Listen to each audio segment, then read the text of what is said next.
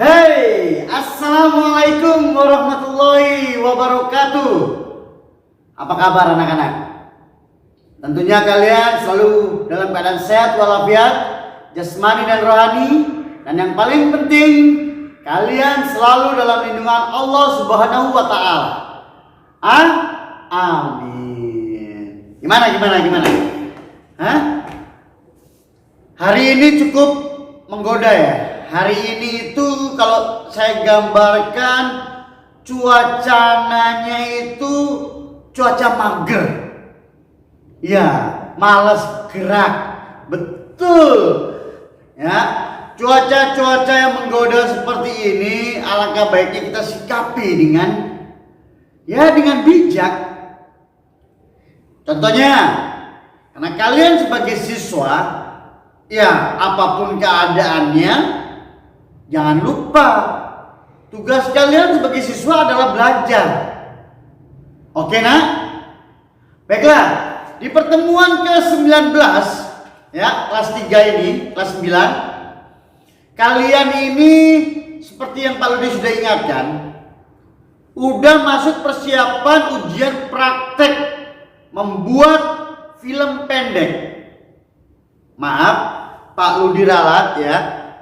Pak Ludi akan lebih spesifik lah, lebih gampang lagi bahasanya, mungkin bukan film pendek ya, lebih ke video pendek. Kalian membuat video, merekam kejadian-kejadian, peristiwa-peristiwa yang dekat dengan kalian, sehingga kalian tidak kesulitan. Jangan membuat cerita yang terlalu mengada-ada sehingga kalian kesulitan untuk mengemasnya. Ya. Oh ya, Pak Ludi menemukan bacaan bagus nih. Bacaan bagus yang kalian bisa miliki, ya. Ini bacaan bagus sekali buat kalian-kalian yang mau belajar jadi filmmaker, ya, atau menjadi seorang kameramen. Kenapa? Tugas sutradara. Widih, pagi-pagi sudah menanyakan. Bagus, Pak. Apa? Pak, apa sih tugas sutradara? Oke, Pak Ludi jelaskan. Tugas sutradara itu adalah mengatur seluruh jalannya proses perekaman peristiwa. Dia adalah seorang pemimpin lapangan. Dia yang mengatur semuanya, dari hal-hal yang terkecil sampai yang terbesar yang berhubungan dengan perekaman peristiwa. Ya, mulai bagaimana dia menentukan lokasi, terus bagaimana dia mengatur pemain, ya, adegan apa aja yang diambil duluan, itu tugas sutradara. Dia mengatur semua proses perekaman, ya, dia yang menciptakan suasananya. Nah, tugas seorang pemain, ya bermain seni peran. Dia bukan hanya mengucapkan dialog. Dia juga harus memahami maksud dan tujuan dialog itu apa, dipelajari. Kemudian tugas seorang kameramen. Tugas kameramen nih berat juga nih. Kameramen itu adalah pengganti matanya sutradara. Ya, nih kebetulan Pak Ludi punya bukunya nih. Tuh, ya. Di sini ada urutan-urutannya.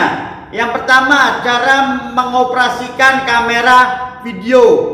Karena kebetulan media kalian adalah menggunakan HP, jadi tentunya kalian tidak kesulitan dong. Kalian udah biasa megang HP, ya kan? Yang kedua, cara memegang kamera.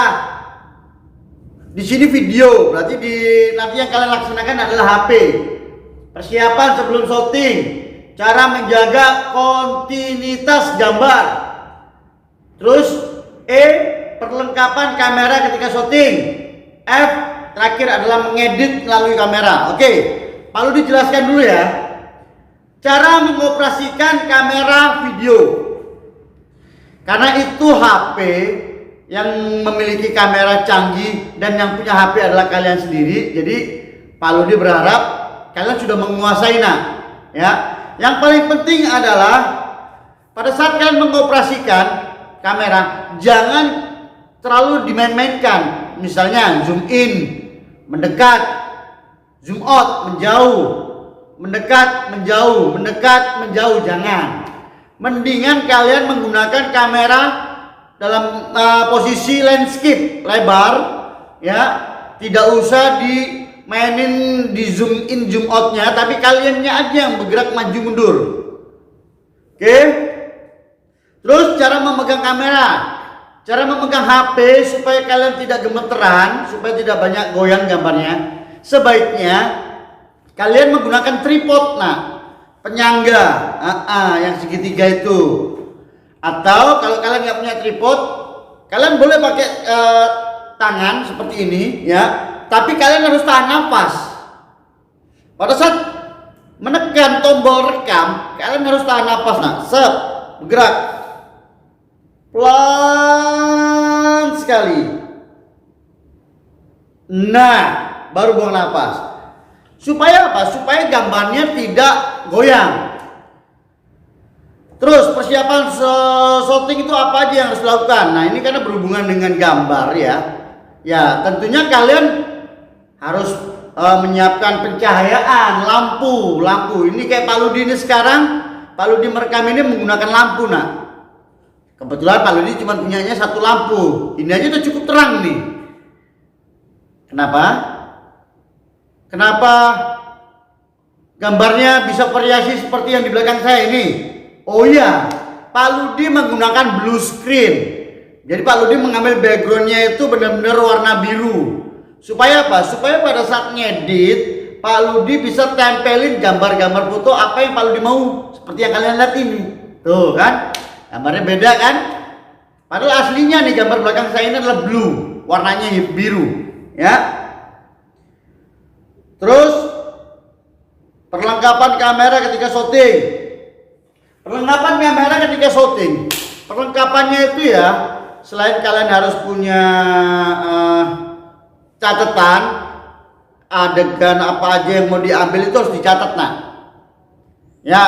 Kalau istilah bahasa syutingnya itu kalian harus punya clapper, ceklek gitu loh, clapper, ceklek. Itu clapper namanya, ya. Terus kalian harus punya wireless atau mikrofon kecil yang dihubungin di kamera handphone. Karena untuk kebutuhan suara. Terus kalian harus punya lampu plat. Lampu plat itu seperti yang saya pakai ini, ya, minimal 2 biji lah, 2 buah lampu. Terus apalagi ya, tripod. Kalian harus siapkan. Apalagi? Set lokasi tentunya. Ini untuk tim penata artistik. Jadi kan kalian ini satu kelompok ini ada 5 nih, ya. Satu kelompok 5 orang ini kalian tentukan siapa sutradaranya, siapa kameramennya, siapa pemainnya, siapa penata artistiknya, siapa yang penata kostumnya. Jadi harus kerjasama. Pak, boleh nggak lebih dari satu pekerjaan? Boleh sekali. Karena kerjaan kalian ini memakan banyak, ya, kalian harus kerja double-double, Sutradara tidak hanya berfungsi sebagai sutradara. Boleh aja sutradaranya menjadi seorang pemain, ganti-gantian adegannya. Siapa yang mau ngambil gambar nih? Boleh. Oke, dan semuanya ini harus terjadwal. Oke, yang pertama, untuk minggu depan baru ditunggu konsultasinya dari kalian. Kalian harus sudah menyiapkan yang namanya satu naskah. Ya, di dalam naskah itu harus ada ide kreatif, yaitu premis, ide dasar yang terdiri dari satu kata, seperti Pak Ludi kemarin jelaskan. Terus ada temanya. Tema itu alur cerita yang terdiri dari satu kalimat. Lalu yang ketiga, ada sinopsis. Sinopsis ini ringkasan cerita. Ringkasan cerita, rangkuman yang terdiri dari satu paragraf. Satu paragraf terdiri dari 4 kalimat atau 4 baris. Dan yang kelima, kalian harus membuat plot inti adegan. Apalagi tuh ide dasar, tema, sinopsis, plot, ya. Terus yang kelima, pengadeganan. Di dalam pengadeganan itu harus ditulis, ya, ada lokasi, ada keterangan suasananya bagaimana, pagi, siang, sore, pemainnya siapa aja, kejadiannya di mana. Oke nak? Kalau kalian tidak paham, silahkan datang ke sekolahan per kelompok. Pak Ludi punya contoh-contoh naskahnya, sehingga kalian bisa langsung mencontoh. Oke nak? Sebelum kalian lanjut, kita lihat dulu cuplikan adegan berikut ini. Kita lihat.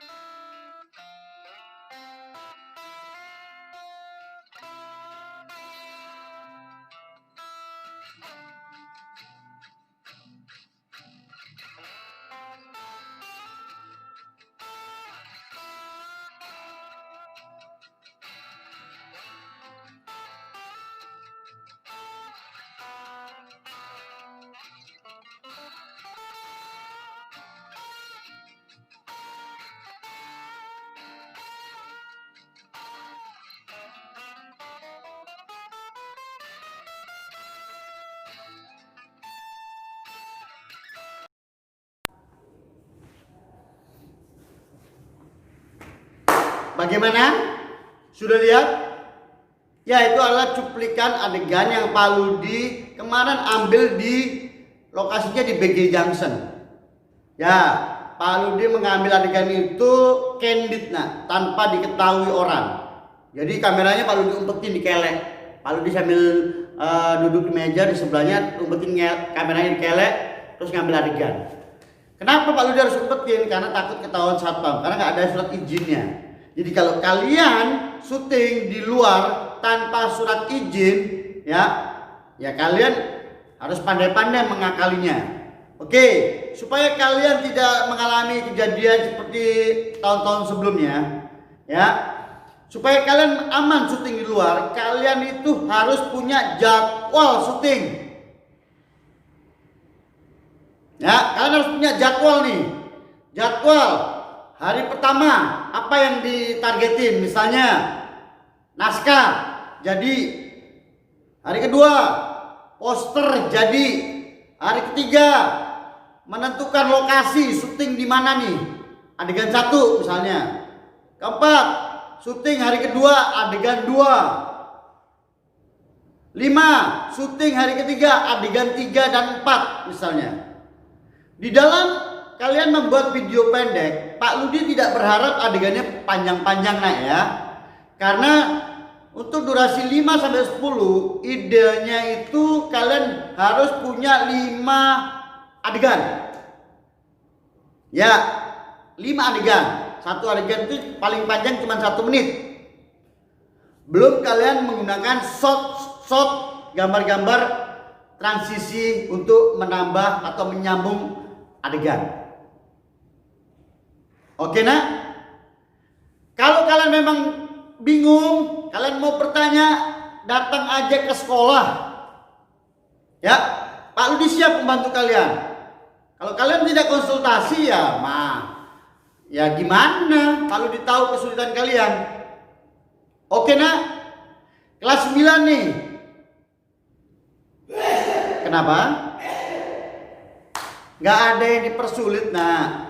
Kalian itu kalau mau syuting syaratnya cuma 1, membawa jadwal syuting dan naskah. Ya, yang paling gampang syuting lokasinya di sekolah. Kenapa? Ceritanya yang gampang-gampang nak. Contoh nih, kalian ngambil cerita yang sederhana tentang kegiatan yang ada di sekolah. Hoki, panahan, futsal, terus apalagi? Tapak suci, pokoknya yang ada di sekolah. Itu paling gampang jadwalnya. Jadi kalian nggak usah susah-susah bikin adegan itu, cita-citanya. Oke, contoh ide dasar itu tentang persahabatan. Nah, cerita ini kan satu kata nih, persahabatan. Temanya satu kalimat. Persahabatan antara si Andi dan si Ludi berawal dari meninggalnya ayah si Andi pada saat usianya masih menginjak kelas sekolah dasar. Tuh, satu kalimat. Terus ringkasan ceritanya. Suatu hari si Andi melihat si Ludi sedang bersedih karena ayahnya meninggal. Karena dia merasa kasihan, si Andi mendekati si Ludi, berteman dengan si Ludi, bahkan sering menawarkan makan, minum, tempat tinggal di rumahnya. Lalu tanpa disadari, kebersamaan mereka akhirnya menjadi sebuah hubungan persahabatan yang mereka sudah jalani dari SD sampai SMP.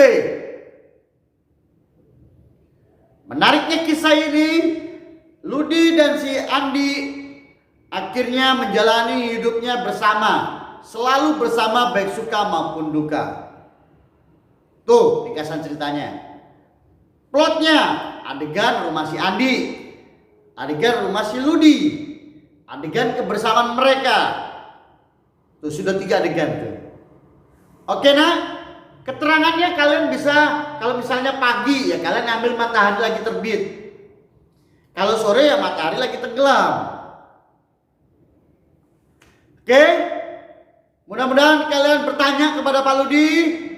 WA pribadi Pak Ludi, datang ke sekolah temui Pak Ludi, dan Pak Ludi siap membantu kalian. Wabillahi taufiq wal hidayah. Wassalamualaikum warahmatullahi wabarakatuh. Jaga kesehatan ya nak.